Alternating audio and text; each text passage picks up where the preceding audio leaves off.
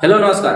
12वीं क्लास के political science में देखोगे तो अभी मतलब एक वीडियो लिंक डिस्क्रिप्शन में डाल दिया गया, उसमें जाकर देख लेना आप। उसमें लिखा गया महत्वपूर्ण VBI जिसे बोलते हैं मोस्ट इंपोर्टेंट क्वेश्चन हम बोल सकते हैं। इसमें आपको बताया गया दो चीज बताया गया, एक संविधान संशोधन जिसे कॉन्स्टिट्यूशन अमेंडमेंट एक्ट बोलते हो, और एगो आर्टिकल महत्वपूर्ण अनुच्छेद। ये जाकर वीडियो डिस्क्रिप्शन बॉक्स में जाकर देख लेना।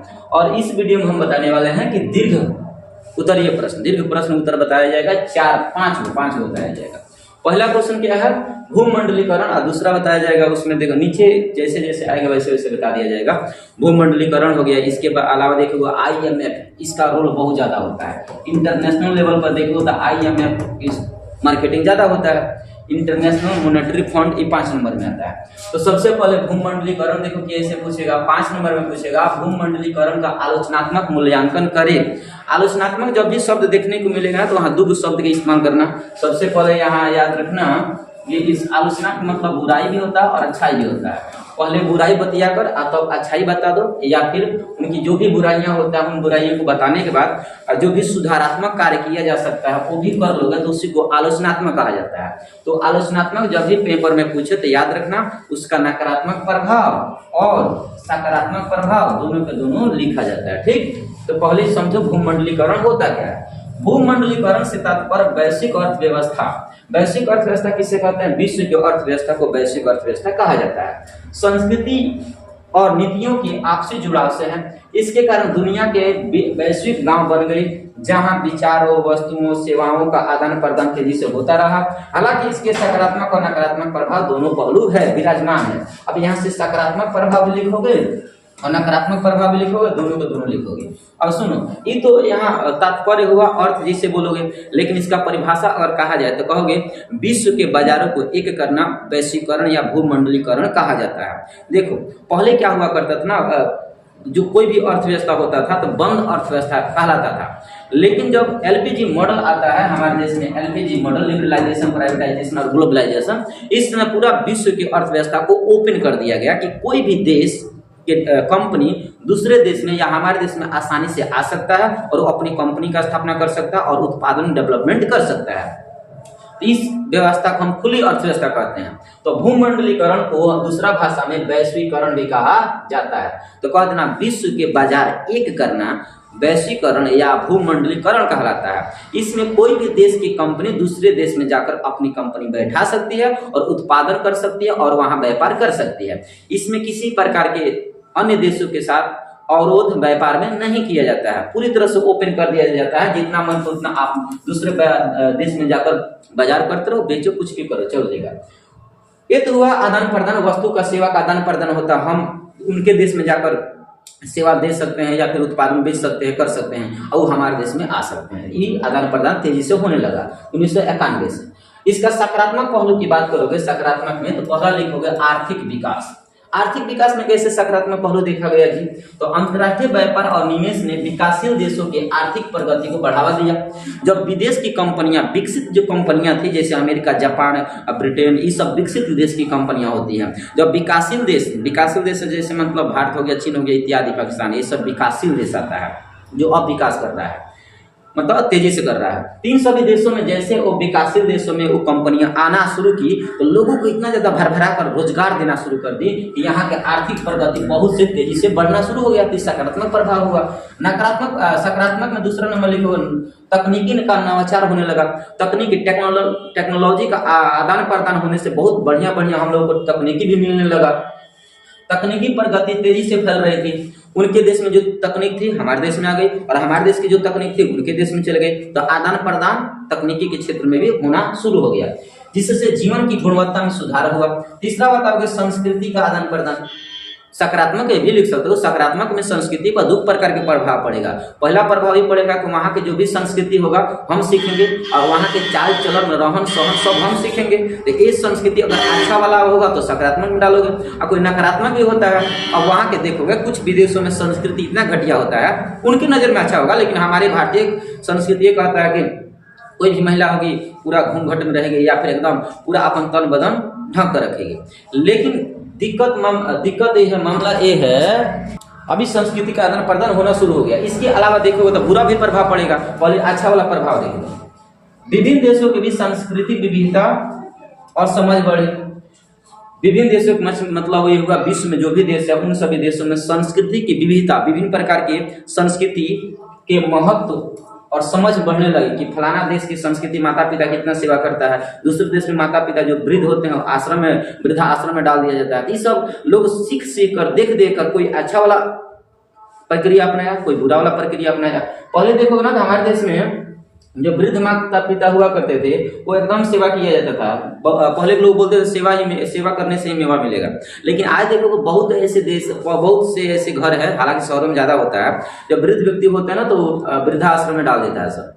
इस संस्कृति कहाँ से हम लोग सीखे हैं? विदेशों से सीखे हैं। हमारे देश की जो संस्कृतियाँ होता है वृद्ध व्यक्ति को माता पिता को सेवा करो, तो विदेशों में जाकर सीख करो अपने माता पिता की सेवा करता है, कोई करता कोई नहीं करता है, तो सकारात्मक प्रभाव लिखना। चौथा बताओ रोजगार के अवसर। जब विदेश की कंपनियां हमारे देश में आ जाएगी तो रोजगार बहुत ज्यादा मिलेगा।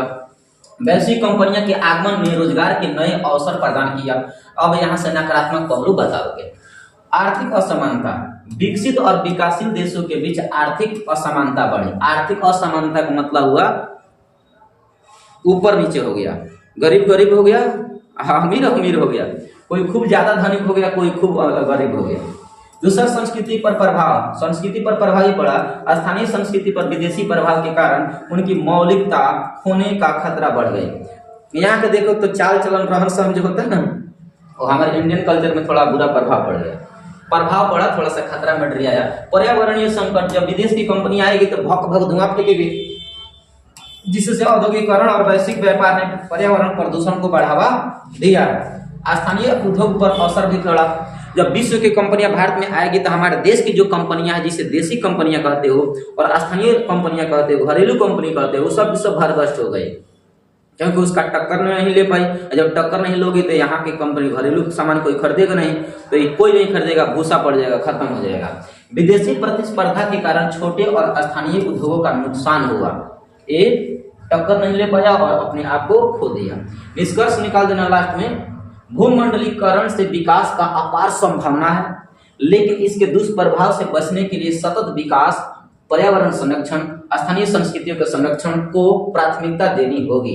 भारत जैसे विकासशील देशों के लिए यह एक चुनौतीपूर्ण लेकिन अवसरपूर्ण यात्रा है। तू बताना 5 नंबर में, ठीक है। अब यहां से आप देखोगे तो ये भी 5 नंबर में क्वेश्चन आएगा, भारत की परमाणु नीति। कई बार क्वेश्चन पूछा, भारत की परमाणु नीति पर संपूर्ण रूप से आप प्रकाश डालिए। देखो भारत की परमाणु नीति ना बहुत सराहनीय है, ठीक है। भारत की परमाणु नीति का मतलब ये होता है परमाणु बम हम कब फोड़ेंगे इस पर नियम कानून है। भारत देश में परमाणु का परीक्षण 2 बार किया गया है, 1974 में, 1998 में। उस समय प्रधानमंत्री जो भी थे इंदिरा गांधी और अटल बिहारी वाजपेयी, उन लोगों का कहना है कि हम परमाणु बम तब तक नहीं छोड़ेंगे जब तक सामने वाले हमें धमकी ना दे दे, सामने वाले जब तक हमारे ऊपर आक्रमण न कर दे। अगर वो आक्रमण करेगा, परमाणु बम को हमें ऐसा महसूस हो गया परमाणु बम से ही हमारा जीवन में बच सकता है, हम दिल से भड़का भी सकते हैं। इस प्रकार नियम कानून बनाया गया है। तो परमाणु बम को लेकर कैसे कैसे नियम कानून बनाया गया, तो यही सब नियम कानून इसमें पढ़ोगे। तो आ जाओ देख लो, भारत की परमाणु नीति का विवेचना करें। सबसे पहले परमाणु नीति के बारे में सुनिए। भारत की परमाणु नीति का मुख्य उद्देश्य देश की सुरक्षा और ऊर्जा जरूरत और वैज्ञानिक प्रगति को सुनिश्चित करना है। भारत के परमाणु नीति का मतलब क्या है, हमारे देश में जो भी परमाणु बम बनेगा ना तो उसका हम प्रयोग 3 जगह करेंगे। पहला जगह देश की सुरक्षा के लिए हम देश में परमाणु बम बना के रखेंगे, ताकि कोई भी विदेशी व्यक्ति ये समझेंगे कि भारत में परमाणु बम है, वो सुरक्षित है, नहीं तो कोई भी पड़ोसी देश उस पर आंख उठा सकता है। तो देश की सुरक्षा के लिए परमाणु बम बना के रखे हैं कि अगर कोई आक्रमण करेगा तो हम दिल से भड़का देंगे। दूसरा ऊर्जा, इससे हम एनर्जी भी उत्पादन करेंगे। परमाणु बम से देखो ना, परमाणु विद्युत संयंत्र देखो, तारापुर परमाणु विद्युत संयंत्र हो गया, कलपक्कम हो गया, कैगा हो गया, ये सब परमाणु विद्युत संयंत्र होता है, यहाँ से बिजली पैदा किया जाता है, तो बिजली भी हम उत्पादन कर सकते हैं। तीसरा कि वैज्ञानिक प्रगति को सुनिश्चित भी करेंगे, हम वैज्ञानिक के क्षेत्र में प्रगति भी कर रहे हैं, इससे आगे की ओर। तो 3 को काम बताओगे। भारत ने परमाणु शक्ति के शांतिपूर्ण उपयोग और न्यूनतम प्रतिरोधक क्षमता की अवधारणा को अपनाया है। भारत ने परमाणु बम का नीति जो अपनाया है ना, वो शांतिपूर्ण के लिए, हम विश्व स्तर पर शांति बनाने के लिए परमाणु बम बना रहे हैं।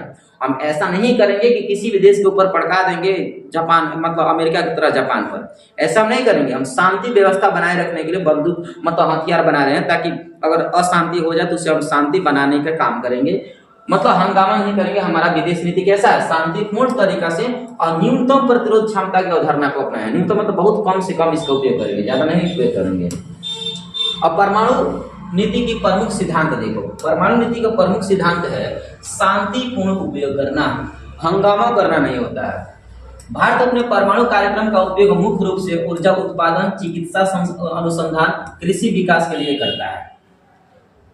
भारत का परमाणु कार्यक्रम से कौन कौन सा काम करता है, ऊर्जा उत्पादन, चिकित्सा अनुसंधान और कृषि विकास के लिए करता है। दूसरा है नो फर्स्ट यूज, मतलब पहले उपयोग न करना। जब भी परमाणु बम उपयोग करोगे तो पहले नहीं, पहले दूसरे को करने दो, जब आक्रमण करेगा तब हम करेंगे। तो दूसरा बताओ नो फर्स्ट यूज, मतलब हम पहले नहीं करेंगे। नो फर्स्ट यूज, प्रथम उपयोग न करें, प्रथम उपयोग न करें। भारत ने 1998 के पोखरण परमाणु परीक्षण के बाद यह घोषणा किया कि वह परमाणु हथियारों का प्रयोग पहले नहीं करेगा। ये भी नियम बन गया। 1998 में परमाणु पोखरण होता है, पोखरण परीक्षण राजस्थान में होता है। उस समय अटल बिहारी वाजपेयी और राष्ट्रपति एपीजे अब्दुल कलाम हुआ करते थे, उनके समय में नियम बना। तीसरा बताओ कि परमाणु अप्रसार, परमाणु को हम प्रसार नहीं करेंगे। भारत ने परमाणु अप्रसार संधि पर हस्ताक्षर नहीं किया है, क्योंकि यह संधि परमाणु शक्ति संपन्न देशों के लिए भेदभाव मानी जाती है।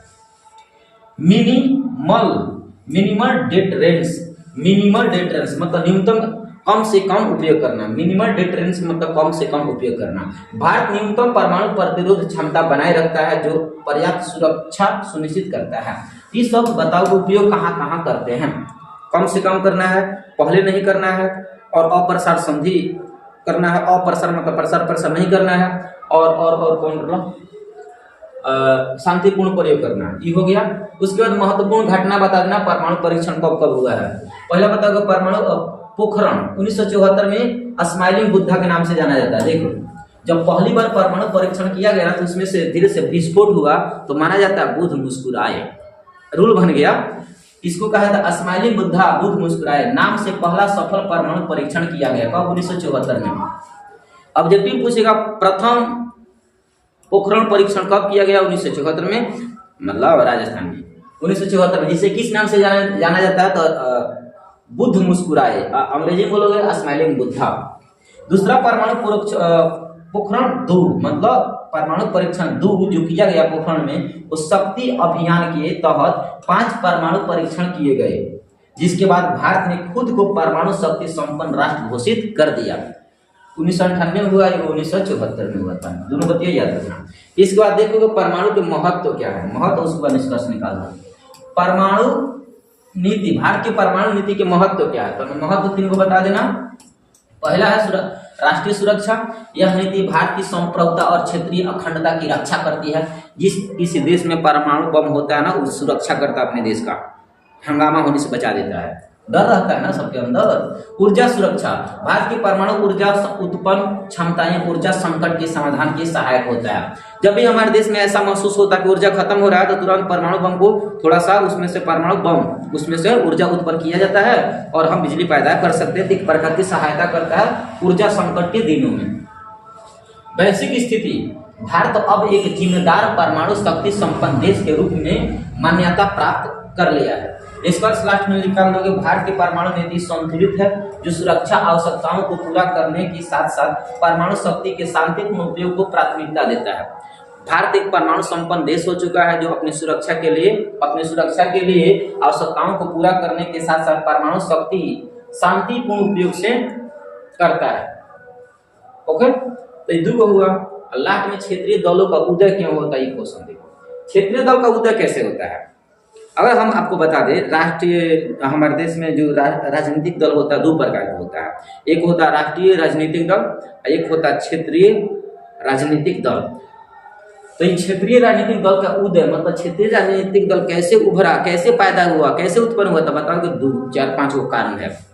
पहले राजनीतिक दल देखो। राजनीतिक दल किसे कहते हैं?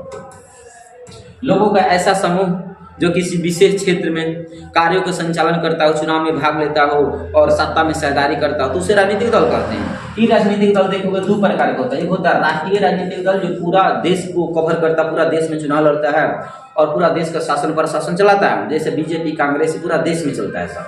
8 गो राष्ट्रीय राजनीतिक दल है। आज कितना वर्तमान में? 8 गो। आज दूसरा प्रकार होता है क्षेत्रीय राजनीतिक दल। यही क्षेत्रीय राजनीतिक दल केवल एगो राज्य या केवल केंद्र शासित प्रदेश में चलता है। एगो राज्य या एगो केंद्र शासित प्रदेश में, दूगो राज्य नहीं। दूगो राज्य में अगर उठेगा तो राष्ट्रीय राजनीतिक दल हो जाएगा। तो क्षेत्रीय राजनीतिक दल का उत्पत्ति क्यों हुआ, इसके बारे में समझेंगे, ठीक है। क्षेत्रीय राजनीतिक दल किसे कहते हैं? ऐसा राजनीतिक दल जो किसी विशेष राज्य में चुनाव लड़ता हो और वहां के सत्ता चलाता हो, शासन प्रशासन करता हो, चलाता हो, उसे हम क्षेत्रीय राजनीतिक दल कहते हैं। जैसे देखोगे तो क्या हो जाएगा? राजद हो जाएगा, शिवसेना हो जाएगा, जदयू हो जाएगा, लोजपा हो जाएगा, ये सब क्षेत्रीय होता है। चलो देखो, ये परिभाषा बता देना, क्षेत्रीय दल किसे कहते हैं? ऐसा राजनीतिक दल, पहले हेडिंग डाल देना परिभाषा वाला, उसका परिभाषा लिखना ऐसा राजनीतिक दल जो किसी विशेष राज्य में चुनाव लड़ता है और शासन प्रशासन चलाता है, तो उसे हम क्षेत्रीय राजनीतिक दल कहते हैं। ओके, आगे देखो। भारतीय राजनीति में क्षेत्रीय दल का उदय एक महत्वपूर्ण घटना है जिसने लोकतांत्रिक प्रक्रिया को नई दिशा दी है। जो लोकतांत्रिक प्रक्रिया को लोकतांत्रिक देश में बहुत बढ़िया दिशा मोड़ दी है, एक बढ़िया फिक्स दिशा दी है। क्योंकि 1967 तक देखोगे ना, चाहे केंद्र हो चाहे राज्य हो, सब जगह कांग्रेस के सरकार चलता था। कांग्रेस लोग तबाह हो चुके थे, लेकिन फिर भी वो जीत जाता था, बार बार उसी को वोट मिल जाता था। तो लोग परेशान हो चुके थे, इसलिए क्षेत्रीय दल का उदय हुआ, उनको हराना है। और क्षेत्रीय दलों ने मिलजुल कर गठबंधन का सरकार बनाकर उनको हरा ही दिया, समझ रहे हो, इसलिए उत्पन्न हुआ। क्षेत्रीय दल आमतौर पर किसी विशेष राज्य, क्षेत्र, जाति, समुदाय के हितों का प्रतिनिधित्व करती है। स्वतंत्रता के बाद मुख्य रूप से भारतीय राष्ट्रीय कांग्रेस का दबदबा था, लेकिन 1960 के दशक के बाद क्षेत्रीय दल का प्रभाव तेजी से बढ़ा। ऑब्जेक्टिव पूछेगा, क्षेत्रीय दल की उत्पत्ति कब हुआ? 1960 के दशक में, मतलब 1967 के आसपास बढ़ा। अब क्षेत्रीय दल का उदय के कारण देखो, और उदय के कारण 3-4 यहाँ लिखा हुआ है। देखो, पहला उदय के कारण ये है राष्ट्रीय दलों का विफलता। राष्ट्रीय दल क्या हो रहा था ना, विफल हो जाता था। मतलब जो भी भारतीय राष्ट्रीय कांग्रेस को छोड़ दिया जाए तो उनके समकालीन में जो भी राष्ट्रीय दल थे, जैसे कम्युनिस्ट पार्टी हो गया, तो ये सब कहीं ना कहीं असफल था। उसको दबा पाना मतलब एक प्रकार से नामुमकिन ही था। तो राष्ट्रीय दल में असफलता आ जा रहा था, इसलिए क्षेत्रीय दल का उदय हुआ, ताकि हम सभी राज्य मिलकर उनको हराने का प्रयास करेंगे, गठबंधन के सरकार बनाकर। तो पहला है, राष्ट्रीय दल असफल हो जा रहा था। कई बार राष्ट्रीय दल स्थानीय मुद्दों को प्रभावित ढंग से संबोधित करने में असफल रहे थे, इसलिए क्षेत्रीय दलों का उत्पत्ति हुआ, जिससे अपने अपने राज्यों को संचालन बढ़िया से कर सके, विकास कर सके। क्योंकि राष्ट्रीय दल जो था ना, वो दिल्ली में ही था और राज्य में था, लेकिन काम बढ़िया से नहीं कर रहा था। इसलिए इन लोगों को अनुभूति हुआ कि हम क्षेत्रीय दल बनाएंगे और अपने राज्यों का अच्छा से संचालन करेंगे। दूसरा है भाषाई और सांस्कृतिक विविधता। कोई भी राष्ट्रीय दल था ना, तो बहुत ज्यादा एक ही प्रकार की भाषा जानता था, जो दिल्ली वाला चलता था। लेकिन बात यहाँ है, कोई अरुणाचल प्रदेश का यदि विकास करना है, वहाँ के लोगों की कौन कौन सी समस्या है, वहाँ के लोगों की कौन कौन सी समस्या लोगों को पता नहीं है, राष्ट्रीय दलों को लोगों को पता नहीं है। इसलिए अरुणाचल प्रदेश के लोगों ने एक अपना दल बनाया। क्यों? क्योंकि वो भाषा लोग समझ नहीं रहे हैं, राष्ट्रीय दल वाले। और वहाँ खुद का वो बनाएगा, संचालन करेगा, तो वहाँ एक क्षेत्रीय दल बन जाएगा और अरुणाचल प्रदेश में हिस्सा दिल लेगा और चुनाव में भाग लेगा और सत्ता चलेगा अरुणाचल प्रदेश का। तो ये भी देखोगे, विभिन्न राज्यों में भाषा अलग अलग था। संस्कृति, स्थानीय पहचान के मुद्दा ने क्षेत्रीय दलों को उभारने का अवसर दिया। विभिन्न राज्यों की भाषा, संस्कृति और स्थानीय पहचान अलग अलग था, जिससे लोगों को समस्या आता था अपनी समस्याओं को समाधान करवाने में। इसलिए क्षेत्रीय दलों को उभरने का अवसर मिला। तो ये अपनी भाषा से भी लिख सकते हो, हम केवल समझाने के काम कर रहे हैं। अगला देखोगे, जाति और समुदाय आधारित राजनीति। कुछ क्षेत्रीय राजनीतिक दल ऐसा होता है जो जाति आधारित होता है, जात के नाम पर चलता है और उसी जात के नाम पर सभी लोग वोट भी देते हैं। ये भी वो कारण था। कुछ क्षेत्रीय दलों ने विशेष जातियों और समुदायों के हितों के प्रतिनिधित्व कर लोकप्रियता हासिल की है। मतलब जिस जाति से हैं उस जाति को फोकस करेंगे, टारगेट करेंगे और वहाँ पूरा वोट बैंक ले लेंगे और अपने क्षेत्र के लोगों को, अपने जाति के लोगों को, अपने समुदाय के लोगों को विकास करेंगे। इससे भी एक कारण में निकलता है। चौथा, केंद्र और राज्य संबंध। केंद्र सरकार की नीति के विरोध में कई राज्यों में क्षेत्रीय दलों का गठन हुआ। केंद्र सरकार के नीति के विरोध थे, खिलाफ थे अन्य राज्य के लोग, इसलिए कई राज्यों में क्षेत्रीय दलों का उत्पत्ति हुआ। असंतोष और असंतुलन, लोग संतुष्ट नहीं थे राष्ट्रीय राजनीतिक दल से। राष्ट्रीय राजनीतिक दल से राज्य के लोग संतुष्ट नहीं थे कि फलाना राज्य में हमारा विकास ही नहीं कर रहा है, इसलिए लोग असंतुष्ट होकर यहाँ के लोग अपना खुद का क्षेत्रीय राजनीतिक दल का स्थापना कर लिए, क्योंकि यहाँ के लोग खुश नहीं थे, हमेशा दुख थे। विकास की असमानता और सामाजिक आर्थिक असंतोष ने भी क्षेत्रीय दलों का उदय बढ़ाया है। प्रमुख क्षेत्रीय दल के नाम यहाँ से हेडिंग डालकर लिख लेना, प्रमुख क्षेत्रीय दल कौन कौन है, तब लास्ट में निष्कर्ष निकाल देना। दक्षिण भारत में है DMK, Dravida Munnetra Kazhagam, AIADMK, all India Anna Dravida Munnetra क्षेत्र कलगडम, पढ़ लेना अपना। उत्तर भारत में समाजवादी जैसे सपा, राजद, जदयू, ये आसान है। और अभी ट्रेन में नहीं याद हो पाता तो याद कर लेना। उत्तर भारत में जैसे राष्ट्रीय जनता दल, राजद, जनता दल यूनाइटेड जैसे जदयू, सपा समाजवादी पार्टी, ठीक है, और लोजपा भी बता सकते हो, लोकतांत्रिक जनता पार्टी। और प्रभाव की बात किया जाए, प्रभाव भी इसका पड़ा है, ठीक ना, कौन कौन प्रभाव पड़ा है आइए देखते हैं। राजनीतिक दल असंतुलन, ये प्रभाव मत लिखना क्योंकि प्रभाव नहीं बोला, केवल कारण बोला है। अगर प्रभाव मान लो पेपर में बोर्ड एग्जाम में आ जाता है तो प्रभाव लिख देना। राजनीतिक संतुलन, क्षेत्रीय दलों ने गठबंधन सरकारों के गठन में महत्वपूर्ण भूमिका निभाई। स्थानीय मुद्दों का समाधान करने में जो भी क्षेत्रीय दल था ना, उस सब के सब स्थानीय मुद्दा के बहुत बढ़िया समस्या का समाधान निकलता था। सत्ता में विकेंद्रीकरण हो गया, सत्ता जो भी चलता था पहले केंद्र में एक हाथ में पावर था, अब वो पावर बट गया, कई हाथों में चला गया। संघीय ढांचों को मजबूत करना, संघीय ढांचा नहीं मजबूत हो गया, लास्ट में निष्कर्ष निकाल देना है ना, एक लाइन लिख देना, ज्यादा नहीं, खाली हेडिंग में डाल दो तो भी काम चल जाएगा, ठीक है। अल्लाह में बाबू मेरी जाने मन है, लास्ट में निष्कर्ष निकाल देना। निष्कर्ष क्या निकालोगे कि क्षेत्रीय दल भारतीय राजनीति में विविधता और लोकतंत्र को सशक्त बनाता है।